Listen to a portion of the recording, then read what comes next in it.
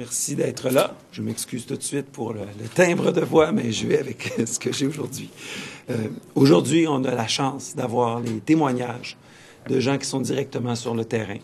On a 3 parents et une intervenante qui intervient autant auprès des enfants que des parents, que des professionnels. Donc, c'est une grande chance d'avoir réellement le pouls de ce qui se passe sur le terrain, ici au Parlement. Le nombre d'enfants qu'on appelle EHTAA, donc les élèves handicapés ou en difficulté d'apprentissage ou d'adaptation, a bondi entre 2003 et 2013, une augmentation de 37 %. Mais pour les enfants ayant un trouble du spectre de l'autisme, l'augmentation est encore plus fulgurante. C'est une augmentation de 100 % en 5 ans. On a en ce moment environ 8 300 enfants qui ont un trouble du spectre de l'autisme au Québec. Et ce n'est pas facile, ce qu'ils vivent dans nos écoles en ce moment. Le système d'éducation et le gouvernement en général laissent tomber ces parents et ces enfants-là qui ont des besoins pourtant criants. On a un manque de ressources professionnelles, un manque de place dans les classes spécialisées, un manque de formation pour beaucoup d'enseignants, ce qui donne ce qu'on appelle malheureusement parfois des intégrations sauvages.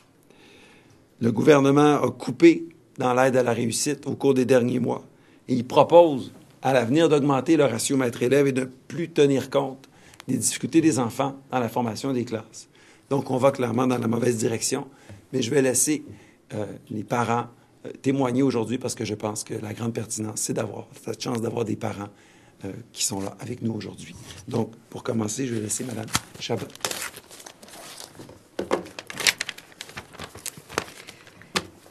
Alors, bonjour. Aujourd'hui, je tiens à remercier M. Roberge et son équipe de la CAQ de nous permettre d'avoir tribune pour exprimer qu'est-ce qui se passe vraiment sur le terrain. Alors, mon enfant a 6 ans, et comme bien des petits garçons fréquentant l'école de l'apprentissage de la commission scolaire de la capitale, et pourtant, il n'est pas comme tous les petits garçons. S'il est normal pour les autres de la maternelle de parler, de s'habiller seul, de socialiser avec les copains, de rire aux éclats lorsqu'on entend une blague, ou encore de faire des jeux de mots, le mien est étranger à tout cela. Être autiste, c'est être aveugle à tout ce que les autres voudraient qu'on voit, qu'on fasse et qu'on comprenne. C'est vivre sans canne blanche en s'enfargeant continuellement dans les obstacles que le désir de normalité des autres, bien plus que l'autisme, met sur votre chemin. L'autisme, c'est une construction différente de l'être humain. Donc, vouloir normaliser un enfant autiste, c'est non seulement nier sa différence, mais également son besoin d'être compris autrement. Autrement dit, c'est le traiter comme s'il n'était qu'un autre petit garçon normal. Malgré les efforts conjugués de la directrice, de sa professeure et de son éducatrice spécialisée, tout le monde est unanime pour dire que mon fils devrait être dans une classe spécialisée pour les enfants atteints d'un TSA. La commission scolaire de la capitale ne dispose pas d'une classe spécialisée au préscolaire pour un enfant TSA, donc ne peut répondre adéquatement aux besoins de mon enfant. Une demande a été adressée à l'École Saint-Michel de la commission scolaire des découvreurs pour avoir accès à cette classe de maternelle spécialisée, mais notre demande a été rejetée et les motifs de ce rejet ne nous ont jamais été communiqués, malgré une demande d'accès à l'information. Forcer notre enfant à suivre le cursus scolaire normal, c'est non seulement nier ses besoins spécifiques, mais c'est brimer les autres élèves également dans leur droit à un enseignement qui n'est pas détourné ou entravé par les mesures adaptatives pour un seul enfant. Cette problématique est également présente lors des inscriptions en milieu de garde. Ma bataille pour faire accepter mon enfant dans une installation a perduré 2 ans. J'ai fini par obtenir une place. Je suis reconnaissante de M. Deltel de la CAQ qui m'a accompagnée dans mes démarches. Présentement, le développement de mon fils est entre les mains des commissions scolaires qui tirent les ficelles de sa destinée. Quelle place pouvons-nous espérer pour lui dans le grand théâtre de la vie? Alors que nous savons très bien que l'école est un microsystème de la société. Dans ce contexte, je me demande qui du système ou de l'autisme est le plus rigide.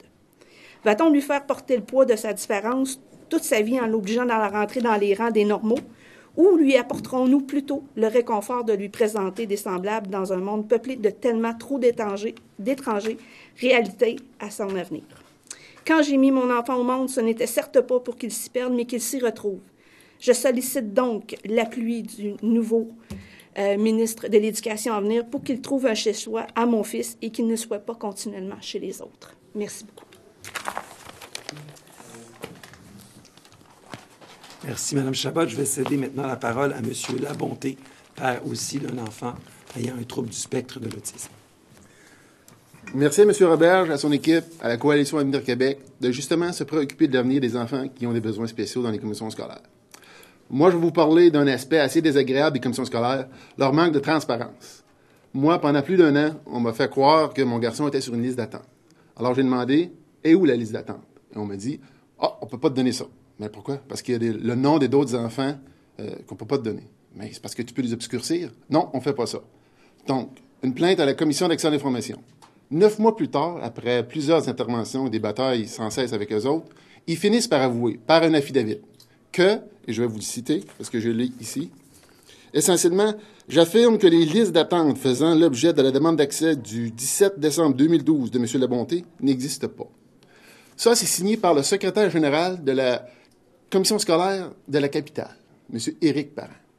Donc, ils m'ont menti pendant plus de 2 ans. Ils ont menti à moi, ils ont menti à d'autres parents. Et ils continuent de mentir aujourd'hui. J'ai un autre document pour un autre type d'handicap qui dit essentiellement, puis ça provient toujours de la même commission scolaire, la demande est recevable, mais l'élève sera sur une liste d'attente pour l'année 2014-2015. C'est un mensonge. Ces listes-là ne peuvent pas exister pour 2 raisons. La première, c'est la loi sur l'instruction publique à l'article 234 qui dit que les commissions scolaires doivent adapter les services selon les besoins identifiés de l'enfant, et non l'inverse. La deuxième, c'est la Charte des droits et libertés à l'article 10.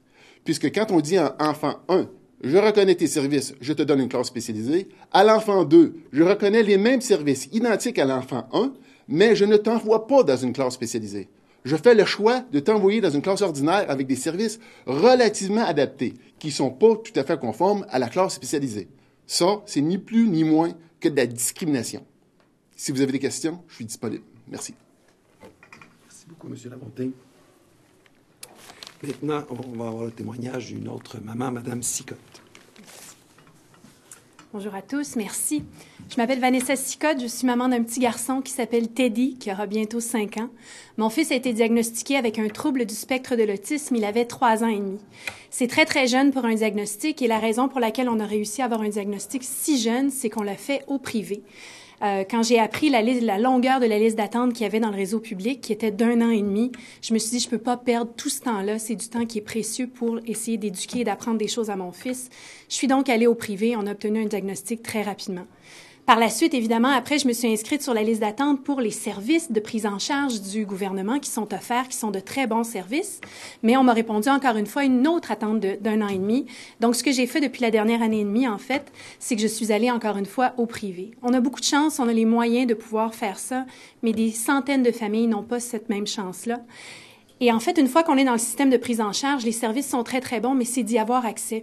Si on calcule que c'est 1 an et demi pour avoir un diagnostic et une autre année et demie ensuite pour avoir des services de prise en charge, les enfants souvent arrivent tout près de l'âge de 6 ans ou ont même dépassé la barre des 6 ans. Ce qui fait que ces services-là ne leur sont plus d'aucune valeur parce qu'au Québec, actuellement, les services de prise en charge pour les enfants autistes arrêtent à l'âge de 6 ans. J'aimerais vraiment pour les enfants qui suivent la génération suivante et ceux de l'âge de mon fils, que les services puissent être plus longs, qu'on ait une prise en charge plus longue et que le nouveau ministre en place puisse faire quelque chose pour aider les petits garçons et les petites filles qui sont sur le spectre de l'autisme. Merci. Merci beaucoup, Mme Sicotte. Et finalement, nous avons un dernier témoignage ce matin.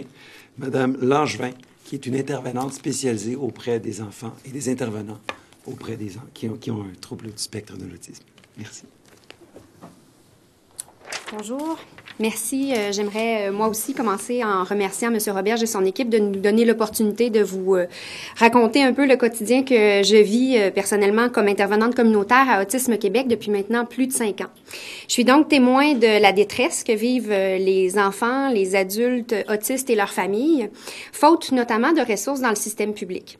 Ce manque de ressources a des conséquences qui sont graves, autant à court, à moyen et à long terme. D'abord, les familles attendent de longs mois avant de pouvoir avoir un diagnostic ou se tournent, comme Mme Sicotte, vers des services au privé, ce qui a notamment été dénoncé par l'Ordre des psychologues récemment. Ils attendent ensuite encore pour avoir le support d'une travailleuse sociale du CLSC qui se tourne vers, alors qu'ils sont dans un moment particulièrement émotif suite à la réception du diagnostic. Et puis finalement, ils attendent encore et toujours pour pouvoir avoir le soutien d'un éducateur spécialisé au centre de réadaptation qui, lui, va venir là, les aider à mettre en place des adaptations à la maison. Les conséquences pour les enfants et les adultes, en fait, c'est de grandir sans tous ces services qui pourraient potentiellement les aider là, à se développer de façon optimale. Nous sommes donc actuellement bien loin de respecter les délais qui ont été prescrits dans le plan d'accès aux services pour les personnes qui ont une déficience qui a été mis en place en 2008. Malgré les rapports du protecteur du citoyen sur la situation des enfants et des adultes autistes, malgré les réorganisations qui ont été faites et les différents investissements, force est de constater que les efforts qui ont été réalisés jusqu'à maintenant ne sont pas suffisants pour répondre aux besoins. Les enfants autistes ont des besoins variés et la réponse à ces besoins devrait être tout aussi variée. Malheureusement, on constate que les milieux scolaires ont des difficultés à s'adapter pour répondre de manière adéquate à ces besoins-là. Et ces difficultés-là se traduisent notamment par le manque de place en classe spécialisée, le manque de formation du personnel, ainsi qu'un manque de soutien aux enfants qui sont intégrés dans des classes régulières. Malheureusement, nous constatons qu'en plus de devoir composer avec les particularités de leur enfant, les parents doivent se battre constamment contre le système qui a été mis initialement en place pour les aider. Plusieurs familles se voient donc contraintes à diminuer leurs heures de travail et même à abandonner leur emploi pour répondre aux besoins de leur enfant. Il est temps que le gouvernement cesse de gérer uniquement les urgences et rende accessibles, et ça dans un délai raisonnable, les services auxquels les enfants, les adultes autistes et leurs familles ont besoin. Merci. Merci. Alors, les témoignages qu'on vient d'entendre sont évidents. On a vraiment la lumière sur la réalité. C'est un constat d'échec. Le statu quo est intenable. Et la réponse que j'ai obtenue ce matin, quand j'ai questionné le gouvernement, est absolument irresponsable. On m'a répondu qu'il fallait aller voir un OSBL, une fondation. On a dit aux parents, le gouvernement démissionne de vous aider.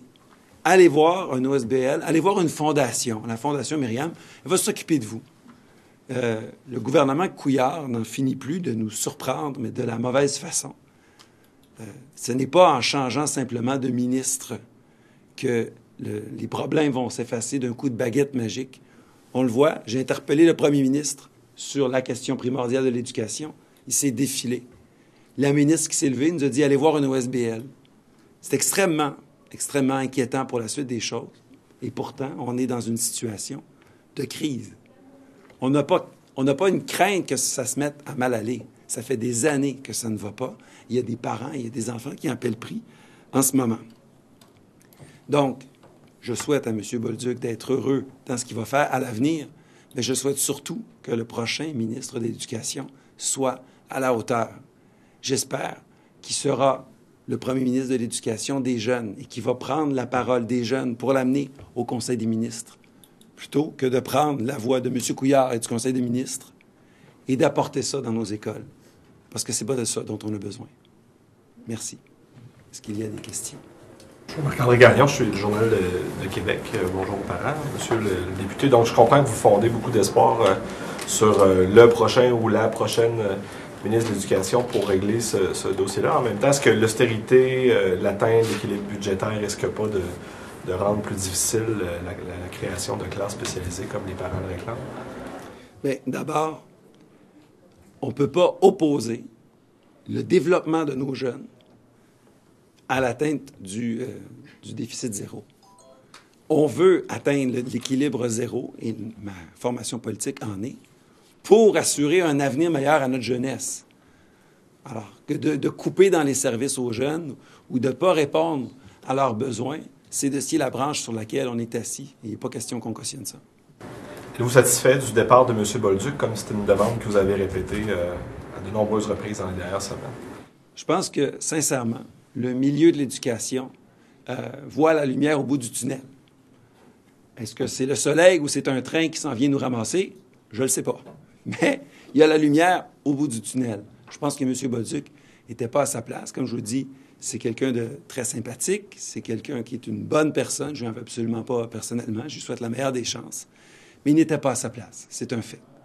C'est inquiétant que M. Couillard lui ait confié ce ministère pour lequel il n'était pas prêt au départ. Est-ce que c'était sa meilleure option? J'espère que non. Consolation pour M. Bolduc, le ministère de l'Éducation. Je vais laisser M. Bolduc répondre à cette question-là.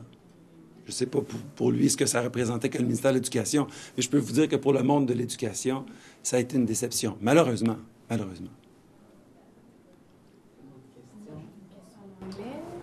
Est-ce qu'il y a un parent qui parle anglais? Yes, I do. OK, Mrs. Chabot. Je pense qu'ils sont nombreux à pouvoir répondre. Oh, excellent.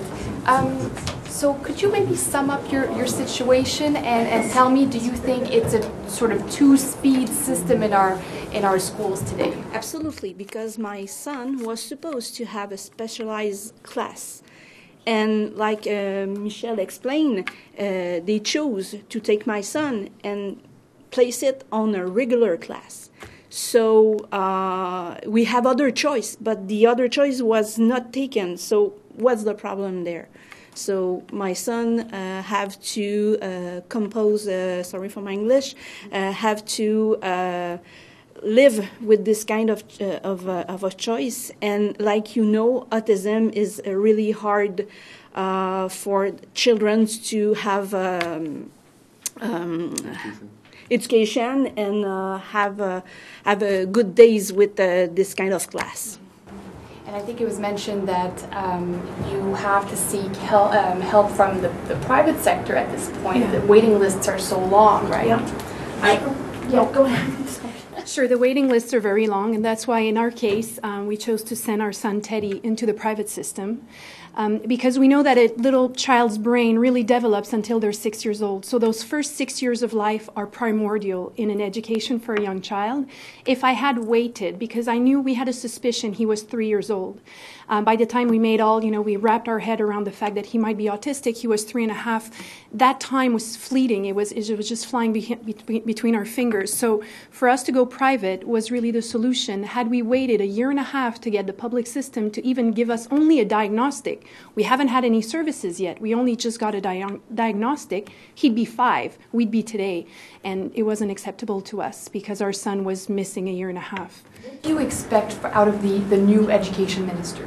So what I expect is to have a few things, actually, and I know it's a wish list, but many of them are very, very feasible at this point. It's to have more trained services into the regular school system, because there are services offered to the children, but they're very generic. These people are not trained in autism. They're trained in lack of language. They're trained in special eds. They're trained in ADHD, but they're not trained in autism. So when they have a case like my son coming in, they don't know how to deal with them. When you have a crisis on your hand, they don't know how to deal. So that's the first thing. The second is resources.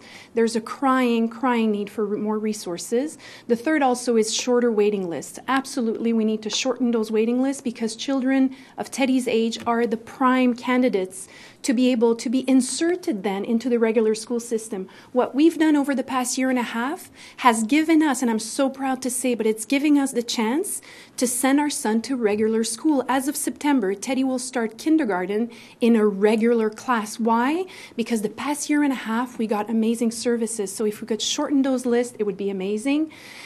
And the last thing is to give a little longer services. 6 years old is too short. These children are very, very young. They need longer services. Mr. Roberge, you were making the point that autism is a growing problem in Quebec, but like my colleague from the Journal de Québec, isn't the context of austerity isn't it impossible to wish for more services and more help given the context of austerity? No, we have to be ambitious.